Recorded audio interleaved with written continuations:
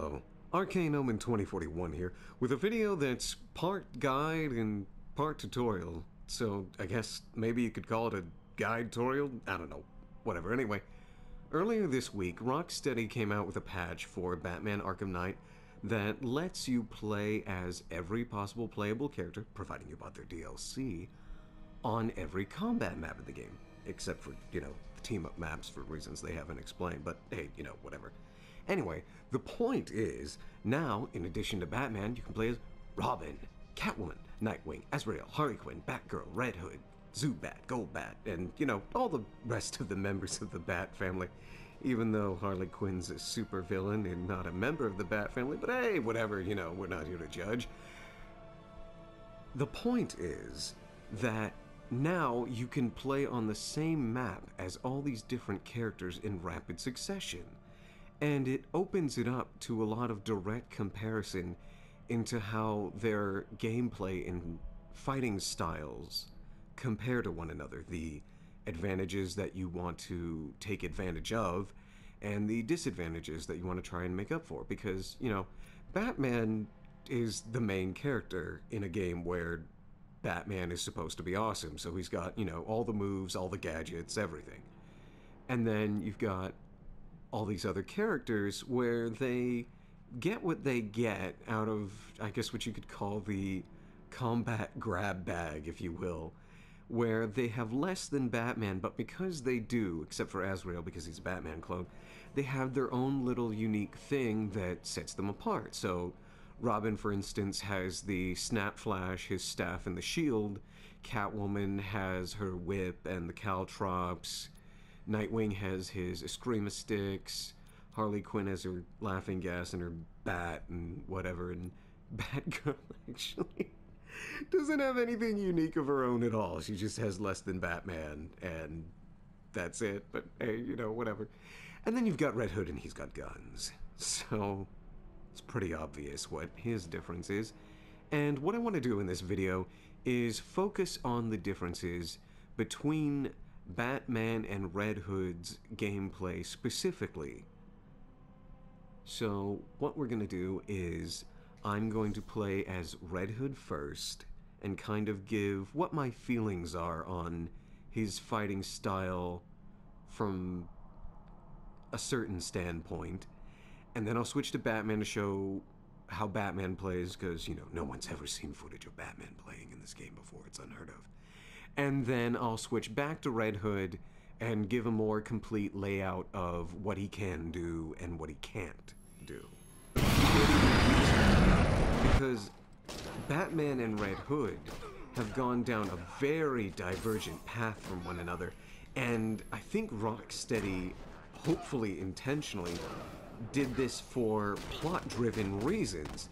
Because when you think about the Arkhamverse timeline, Jason Todd, aka Red Hood, stopped being Robin before Arkham Asylum even happened. So when you think about what Batman knows in the context of that game, his moveset is very limited. And he's the teacher, Jason's just the student. And since Jason, well, he dropped out of school early, he doesn't know as much as even Arkham Asylum Batman. So his fighting style seems to come from having to compensate from a lack of finished learning, and he uses the handguns to compensate for this.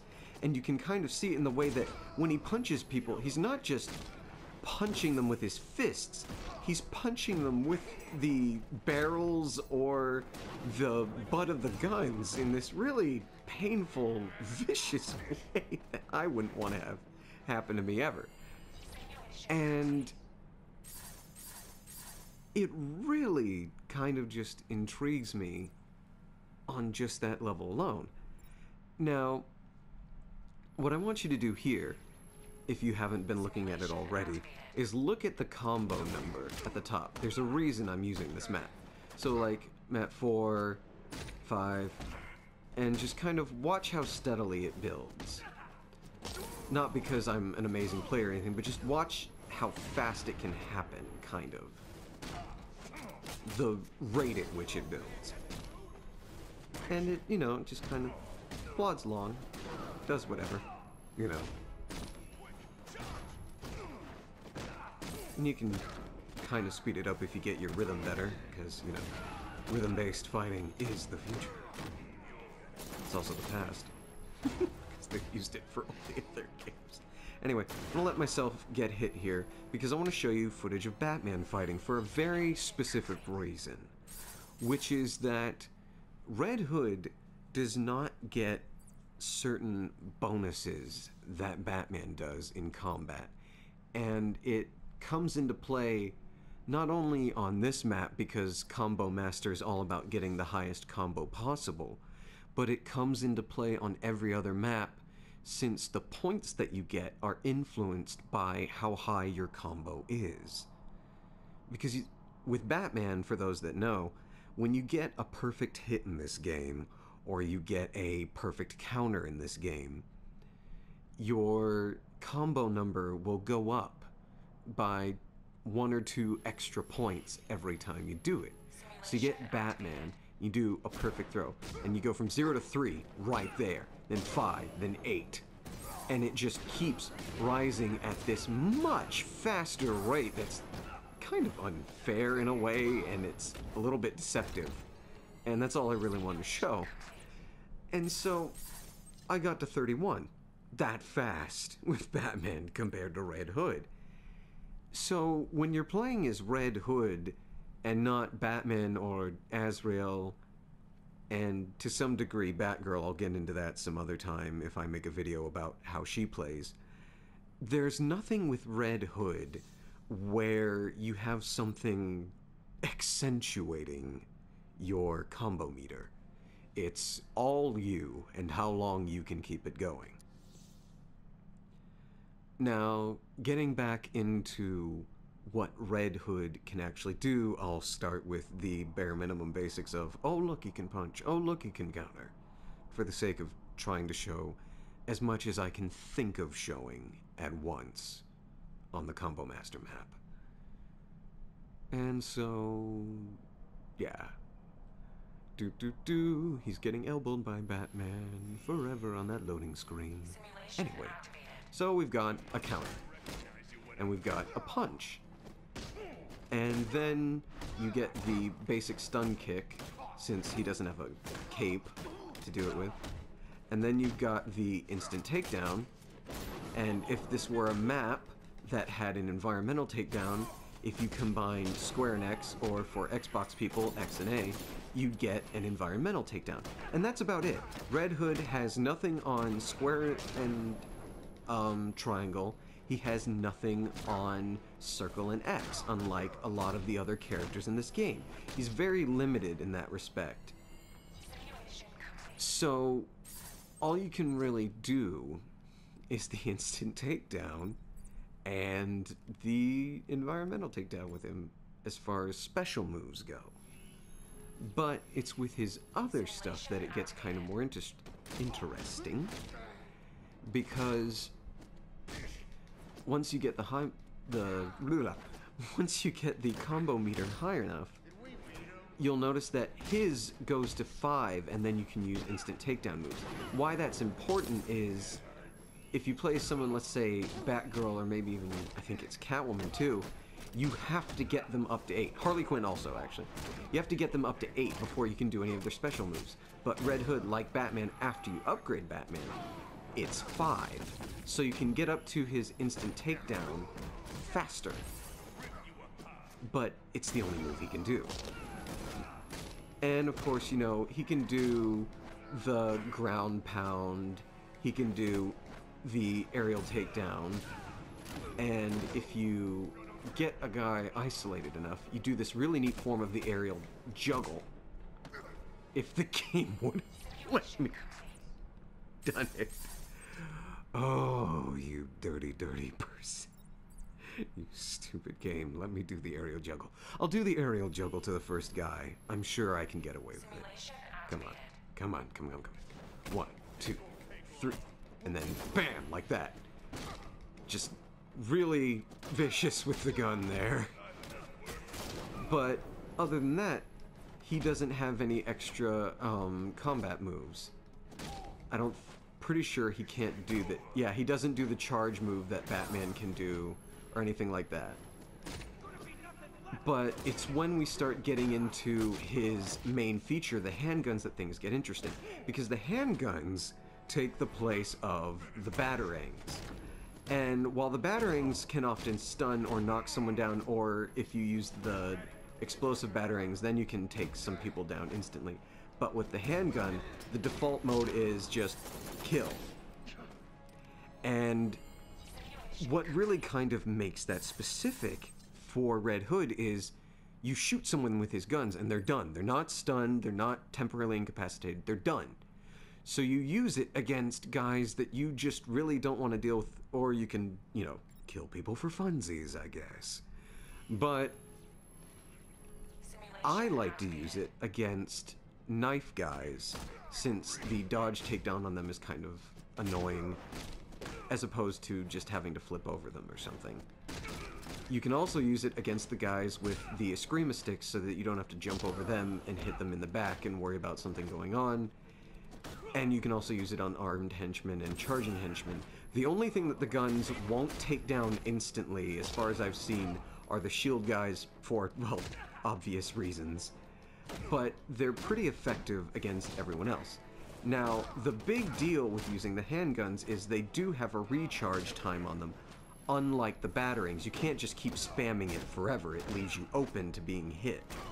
On top of that, when you're using them, everyone else is running in on you like you just saw, and so you have to be ready to either jump out of the way or counter when you're done using the handgun, because otherwise they'll be up in your face and you won't have anything else to do. So I'll just shoot this guy here to prove my point again. You shoot him, and while he's doing that, that guy came up and was going to hit you, so you had to counter him somehow. Anyway, the other thing about the handguns is you cannot spam them like Dante Gunslinger DMC style, because, like I'll show you in a second, if you try to use them twice in a row, not only will your combo meter not go up at all, it will actually bring it down to either 1 or 0, depending on the circumstances. So you shoot him once, and then you try to shoot him again, and it just stays at 1. It doesn't do anything. Now, if I build up the combo high enough that this thing will kick me out if I miss something, I will go ahead and I'll shoot this guy, and then I'll shoot him again, and see, I lost it. So, tip for those at home, just because you have infinite ammo does not mean that you should be doing this forever. But one of the useful tricks you can actually do with the handguns to buy yourself time is, if you're having trouble getting someone near an environmental takedown in this game, what you can do is position yourself near it, shoot at a henchman, and depend on the AI to come running at you in order to get them close enough to do the environment takedown by the time your handgun animation is finished. It's a nifty little trick that I learned, and I'll attach a video after my commentary is done to show exactly what it's like to do that on the, I forget what it is, it's one of the DLC maps, I forget the name of it right now. But anyway, there's that. And then, after the handguns, we can of course get into his gadgets that he has, which he has the same zip kick as Tim Drake Robin, and you can use that to deal with the electrified henchmen and to just, you know, pull people towards you. Or, in a means of escape, you can use it to get across the map very quickly rather than bringing people to you. The last gadget that Red Hood has, though, is his most interesting one, which is his smoke bomb, which lets you put people into a stun state as if you had kicked them with the attack on the circle button. You can go immediately into an aerial attack or a beatdown on them from it. It's really one of the most interesting quick-fire gadgets I have seen in the entire series, period, because with it, you can shape the fight to your liking, because most of the time in this game, when you're playing it, you have to just react to whatever's happening to you, and you can't control it, especially in this game when you've got enemies like the brutes or the guys with the shield, people with guns, and you're just, you know, you're trying to survive, keep your combo up so you can get a good score on these combat maps and whatever. But with the bomb, I will show in a second here, You can hit multiple guys at once and just go straight into either a beatdown or the aerial attack. So with this guy,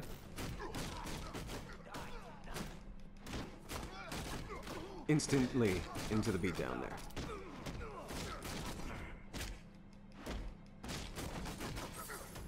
It's pretty nifty.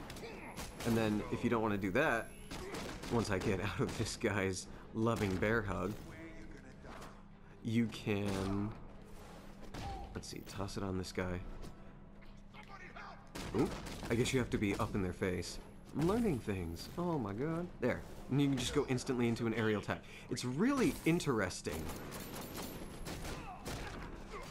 And so, there's a lot of ways you can exploit Red Hood's strengths and his weaknesses, but he is definitely different than all the other playable characters in this game, where he may seem like he has less, but it's learning how to use him that's important.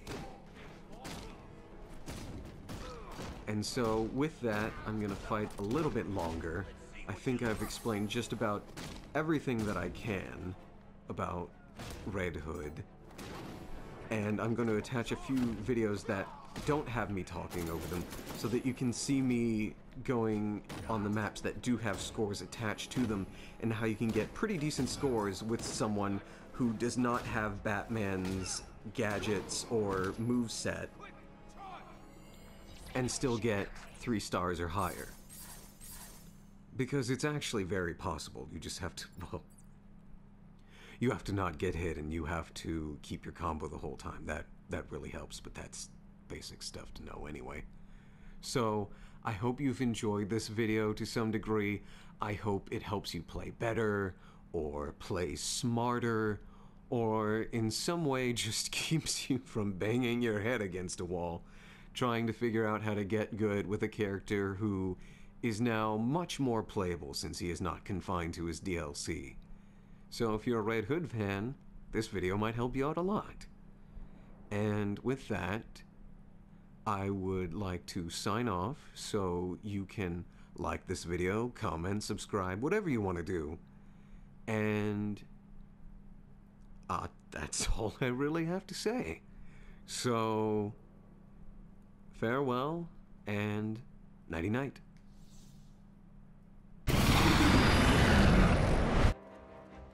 Simulation activated. I'm gonna...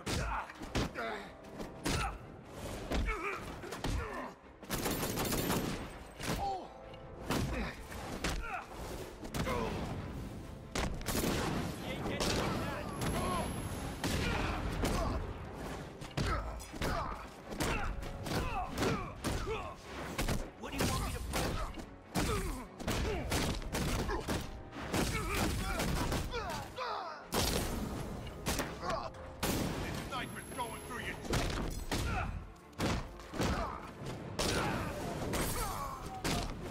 Going through your chest.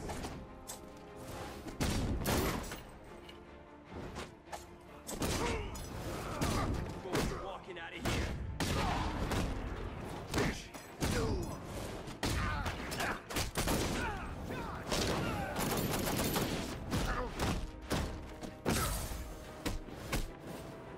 I'm gonna break everything.